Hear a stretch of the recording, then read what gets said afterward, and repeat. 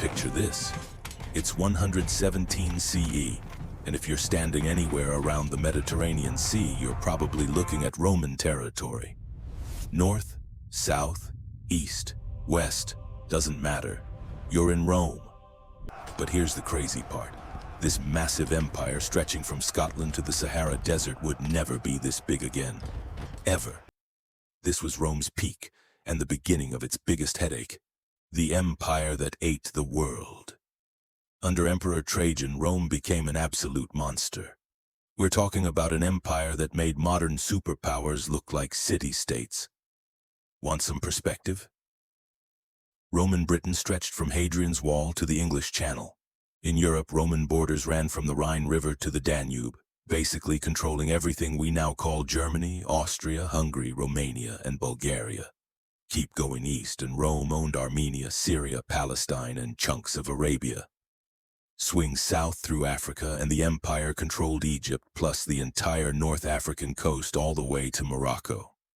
The Mediterranean wasn't just Rome's lake, it was Rome's highway. The secret to Roman success and its downfall. Here's something most people don't realize. Rome's power came from controlling the sea. Those famous Roman roads get all the attention, but the real game changer was naval supremacy. Need to move legions from Spain to Turkey? Sail them. Want to invade North Africa? Land troops from ships. But this Mediterranean-centered strategy also created Rome's ultimate weakness. The empire was basically a giant donut, powerful around the edges but with a gooey center that was increasingly hard to defend. When Rome hit the wall, literally. For centuries, Rome seemed unstoppable. They crushed Carthage, their biggest rival. They conquered everyone who dared to challenge them. Roman legions marched wherever they wanted, took whatever they wanted. But then Rome ran into problems even their legendary military couldn't solve. To the south, the Sahara Desert. Try marching a legion across that nightmare in bronze armor. Even Rome wasn't that crazy. To the west, the Atlantic Ocean. Unless Romans suddenly developed submarines, this was game over. To the north, this is where things got interesting. Sure, Rome could beat the Germanic tribes in battle. But here's the thing. You can't occupy a forest filled with people who absolutely refuse to stay conquered. Plus, for Romans born in sunny Italy, northern Europe was basically Siberia. The poet Ovid, exiled to what's now Bulgaria, a place where people vacation today, wrote heartbreaking poems about how freezing and miserable it was. To the east, this was Rome's biggest headache. Powerful empires like Parthia and Armenia weren't going anywhere. Rome could invade them, sure, even beat them in battle. But holding hostile territory thousands of miles from home, that was a different story entirely. Trajan's last hurrah. Emperor Trajan was Rome's final conqueror. This guy went absolutely nuts with expansion. He conquered Dacia, modern Romania, grabbed the Nabatean kingdom, annexed Armenia and Mesopotamia, captured the Parthian capital of Ctesiphon, and marched Roman eagles all the way to the Persian Gulf. It was the greatest military achievement in Roman history, and it was completely unsustainable.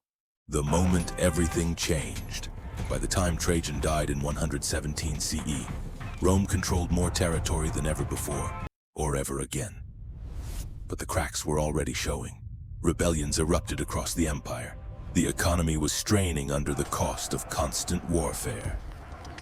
Managing territories from Britain to Iraq was becoming impossible.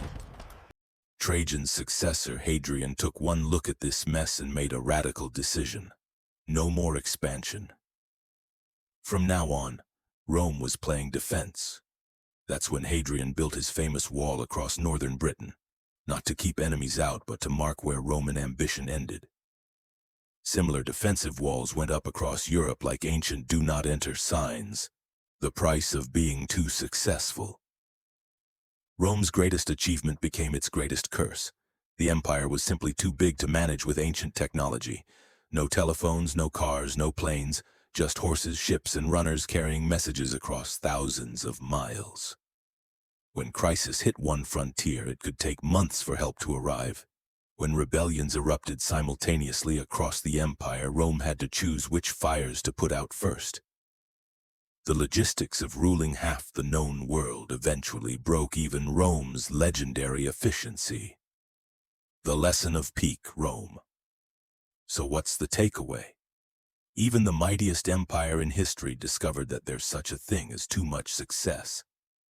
Rome spent centuries expanding, but when they finally controlled everything worth conquering, they learned a harsh truth. It's easier to conquer an empire than to keep it. Every superpower since has faced the same dilemma.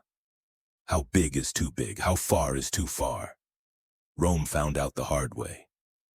What do you think? Could Rome have stayed strong if they'd stopped expanding earlier? Or was endless growth the only thing keeping the empire together? Drop your thoughts in the comments.